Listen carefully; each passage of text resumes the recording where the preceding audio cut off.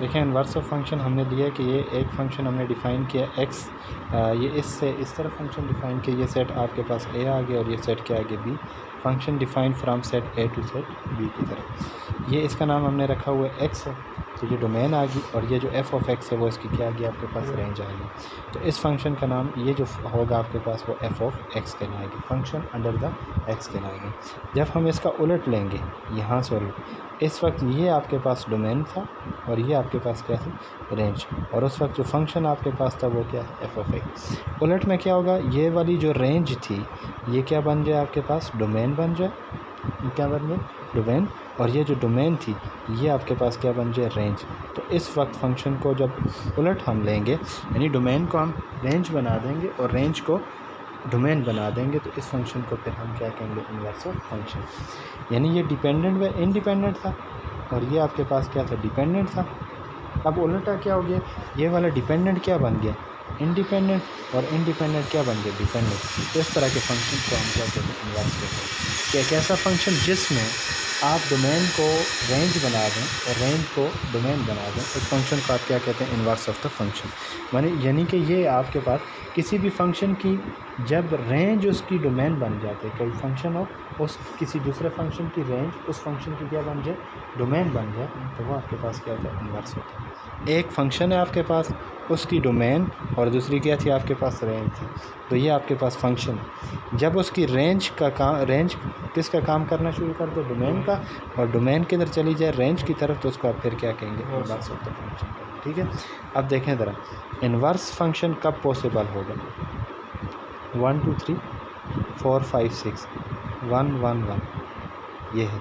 दूसरा केस आपके पास 1 2 3 4 5 ये इसके साथ अटैच है, ये भी इसके साथ है। इस केस में देखें जब इधर से इधर जा रहे हैं तो ठीक है ना, कि each element of the first with the unique element of the second, ठीक है फंक्शन। उलट जब जाएंगे तब भी ठीक है, यहाँ से अगर जाना शुरू करोगे each element of the first with the unique element of the second, clear. इस केस के ऊपर जब आते हैं, यहाँ से हम जब जाएंगे इधर, तो ये होगा फर्स्ट एलिमेंट के साथ फर्स्ट सेट के सारे एलिमेंट सेकंड के यूनिक के साथ अटैच हैं। इधर से जब इधर जाएंगे, उलट जब जाने लगेंगे तो देखें यहाँ से फर्स्ट सेकंड के साथ कितने के साथ 2 के साथ है, और अगर यहाँ पर कोई एलिमेंट रह भी जाता है तो इस केस में जब रिवर्स लेंगे तो आप इसका पॉसिबल इसका उस साइड से नहीं है, इस साइड से जब हम आएंगे तो ये फर्स्ट सेट बन गया। अब फर्स्ट सेट का एलिमेंट कोई रहना नहीं चाहिए, तो जबकि यहाँ पर रह रहा फिर नहीं बन रहा। और दूसरी बात कि फर्स्ट सेट का एक एलिमेंट सेकंड के यूनिक के साथ, तो इस टाइम ये इधर से जब जा रहे थे तो ये फर्स्ट और ये सेकंड था, तो बात ठीक थी। जब रिवर्स जाएंगे तो ये क्या होगा फर्स्ट और ये क्या हो जाएगा सेकंड। अब फर्स्ट के केस में कोई हाल ही बच रहा है तो ये नहीं है फंक्शन। अगर हाल ही नहीं भी बच रहा तो यहाँ पर देखें ये 1 2 के साथ अटैच है, तो ये फंक्शन नहीं होगा। तो इसलिए इसका भी इन्वर्स पॉसिबल नहीं होगा। इन्वर्स तभी पॉसिबल होगा जब फंक्शन आपके पास क्या होगा 1 to 1 फंक्शन। कौन सा फंक्शन होगा। फर्स्ट ईयर में आपने फंक्शन पढ़ा इन्वर्टेबल फंक्शन, तो उस वक्त भी जब आप किसी भी फंक्शन का जो मैट्रिक्स बनता है वो भी किसी इक्वेशन से बनता है। किससे बनता है, किसी 2 इक्वेशन से। जब आप इसका इन्वर्स फाइंड करना चाहते थे तो वो जो इक्वेशन थी वो 1 to 1 नहीं होती थी, तो जब 1 to 1 नहीं होती थी तो उसका इन्वर्स पॉसिबल नहीं होता था, मतलब कि उसका डिटर्मिनेंट आपके पास क्या आ जाता था 0 आ जाता था। तो इस वजह से वो भी फिर हम क्या कहते थे inverse is not possible. Actual में वो जो इक्वेशन से जो मैट्रिक्स बन रहा था वो आपके पास क्या था, आपके पास 1 to 1 फंक्शन का मैट्रिक्स नहीं था। इस वजह से उधर भी इन्वर्स पॉसिबल नहीं था, तो यहाँ पर भी इन्वर्स पॉसिबल नहीं। कब पॉसिबल होगा, जब फंक्शन आपके पास क्या होगा 1 to 1, अदरवाइज़ वो फंक्शन पॉसिबल नहीं होगा। अब इसका एक एग्जाम्पल एक क्वेश्चन हम ट्राई करते हैं। f of x is equal to, question क्या है, f of x is equal to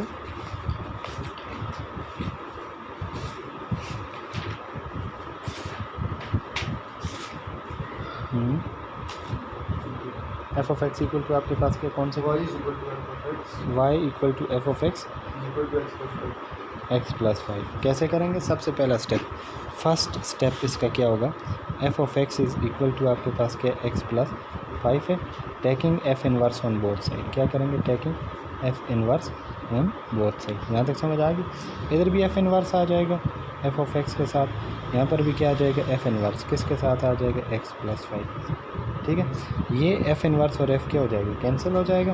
यहाँ पर क्या बच गया, x equal to f inverse of x plus 5। यहाँ तक समझ आ गई। अब इसको हम करेंगे सब्स्टिट्यूशन। सेकंड स्टेप जो होता है वो आपके पास क्या, सब्स्टिट्यूशन होगी। क्या करेंगे, सब्स्टिट्यूशन का मतलब क्या होता है, किसी दूसरे के इक्वल लेट करेंगे।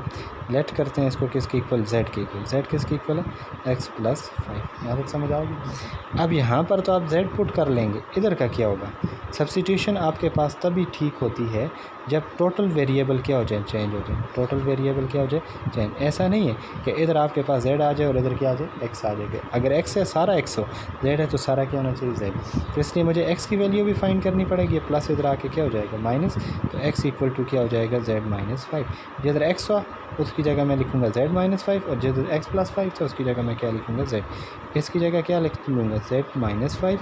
ठीक है, इधर F inverse of x plus 5 की जगह क्या आ जाएगा, जेड आ जाएगा। क्लियर, दोबारा रिपीट करूँ, ये एक्स प्लस 5 देखें इसका नाम हमने रखा जेड रखा, तो इसकी जगह तो मैं जेड पुट कर लूँगा। जब मैं इधर जेड पुट करूँगा तो ये हो जाएगा एफ इनवर्स ऑफ जेड, और इधर आपके पास क्या आ गया, एक्स। क्या ये बात ठीक है, नहीं है?